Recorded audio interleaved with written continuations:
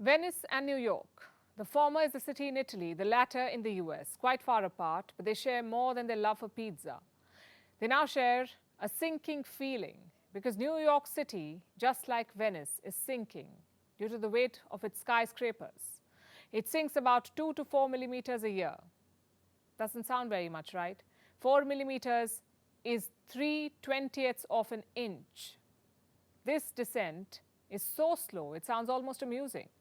But experts say it's the very opposite of funny. New York's sinking is a serious problem, and it's an issue shared by several other cities in the world. But why is it such a threat, and what can be done about it? Here's a report. This is New York City, the Big Apple.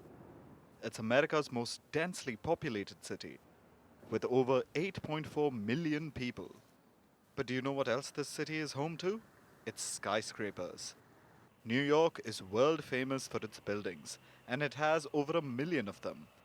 Can you guess how much they collectively weigh? A strange question to ask, but stay with us. They weigh 762 billion kgs. That's a lot, right?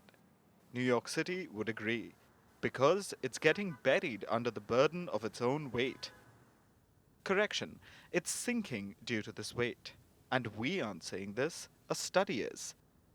New research has been published. It says that New York City is literally sinking.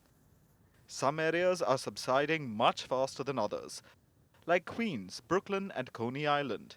Areas like Manhattan are sinking at a slower pace, because their skyscrapers are anchored in bedrock and not soil.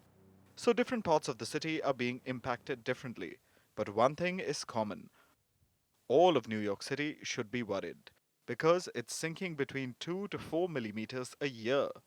This doesn't sound like much, but this gradual descent is a big threat. It makes the city more prone to natural disasters, and the downward force of buildings, coupled with rising water levels, create a big flood risk in the city, and this risk is only increasing thanks to global warming. Plus, climate change is also strengthening hurricanes, which means storms could be up to 4 times more frequent by the end of this century, and they could invite deadly floods. So New York City is not only sinking, but also unwittingly welcoming worse calamities. As you may have heard, misery loves company, and New York has plenty in this case. Cities across the world face a similar future, including Venice in Italy, Mumbai in India, Jakarta in Indonesia, Bangkok in Thailand, London in the UK, Lagos in Nigeria, and Dhaka in Bangladesh. Out of all these cities, only 2 are aggressively looking for solutions. The first one is Venice, which is sinking at the same rate as New York.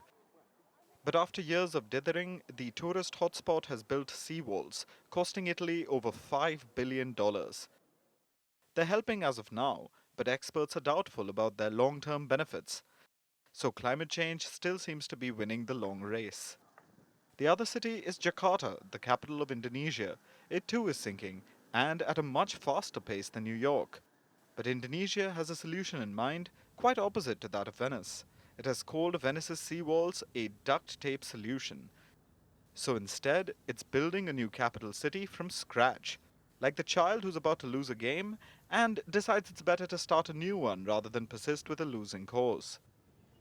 So, where does all this leave New York? Will it build another Big Apple on higher and drier land? Experts say unlikely, simply because this sinking is not an emergency for the city, not yet anyway. But it's surely headed in that direction, and soon they could be in the sink or swim territory, quite literally. New York is often known as the city that never sleeps, and now it has another reason to stay awake.